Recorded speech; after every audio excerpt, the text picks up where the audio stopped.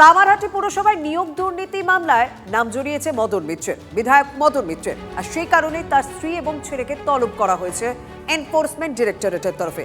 ইতিমধ্যেই সিজিও কমপ্লেক্সে পৌঁছে গিয়েছেন মদন মিত্রের ছেলে, তাকে জিজ্ঞাসাবাদ করা হবে। বিস্তারিত জানাবেন আমাদের প্রতিনিধি সুপ্রিয়, সঙ্গে রয়েছেন সুপ্রিয়। মদন মিত্রের ছেলে এসেছেন, তার স্ত্রীকে কি দেখা গেল এবং ছেলে যখন ঢোকেন সিজিও কমপ্লেক্সের ভেতর কোনো রকম প্রতিক্রিয়া?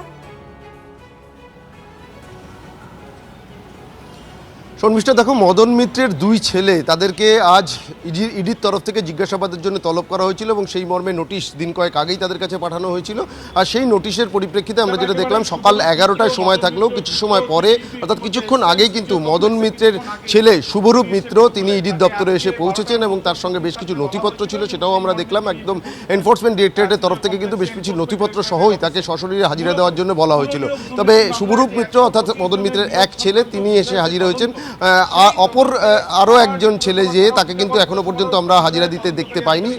সম্ভাব্য হয়তো তিনি কিছু সময় পরে আসবেন বা তিনি কোনো রকমভাবে যোগাযোগ করেন কিনা সেটা সময়ের সঙ্গে সঙ্গে স্পষ্ট হবে। তবে তোমাকে যে বিষয়টা বলবো, যে পুরো নিয়োগ দুর্নীতি মামলাতে একেবারে মদন মিত্র শুধু নয়, তার পরিবারের সদস্যদের উপরেও কিন্তু নজর রয়েছে ইডির তদন্তকারী আধিকারিকদের। এবং তোমার নিশ্চয়ই মনে আছে, গত 13ই জুন এই পুরো নিয়োগ দুর্নীতির তদন্তে নেমে একযোগে বেশ কিছু জায়গাতে তল্লাশি চালিয়েছিল এনফোর্সমেন্ট ডিরেক্টরেটের আধিকারিকরা।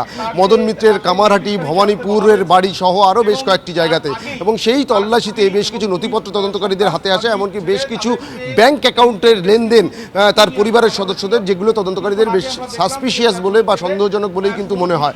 এমনকি ইতিমধ্যে ইডির তরফ থেকে যেটা দাবি করা হচ্ছে, যে পুরো নিয়োগ দুর্নীতি তদন্তে নেমে তারা যেটা জানতে পেরেছেন, কামারহাটি এবং টিটাগড় পুরসভা, এই দুটি পুরসভা মিলিয়ে প্রায় 125 জন কাছাকাছি নিজে নিয়োগ হয়েছে। সেই নিয়োগের ক্ষেত্রে কিন্তু দুর্নীতি হয়েছে, মিডলম্যানদের মাধ্যমে টাকার লেনদেন হয়েছে।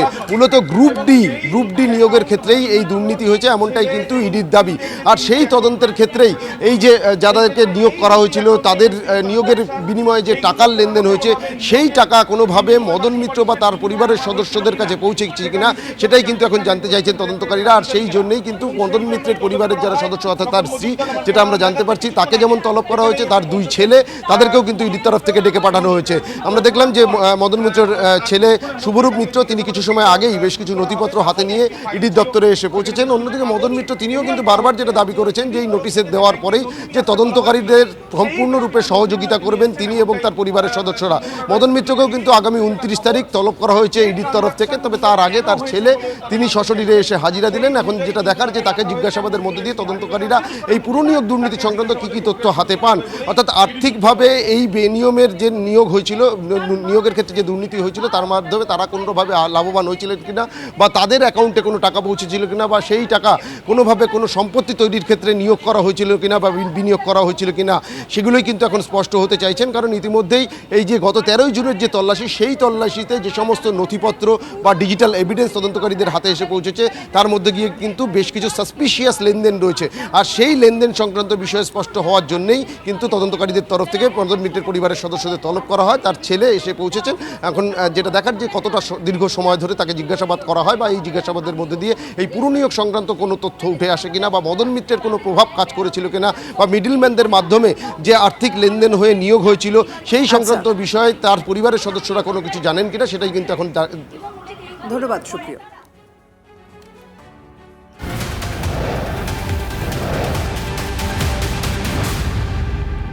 এদিকে পঞ্চায়েত মন্ত্রী দিলীপ ঘোষ তিনি বলছেন, বেআইনি কাজ করলে আইনের সামনে তো আসতেই হবে। কি বলেছেন তিনি, শুনবো। তৃণমূলকে বিজেপি প্রশ্ন নয়, প্রশ্ন হচ্ছে তিনি যদি কোনো আইন বহির্ভূত কাজ করে থাকেন, তাকে আইনের সামনে আসতে হবে।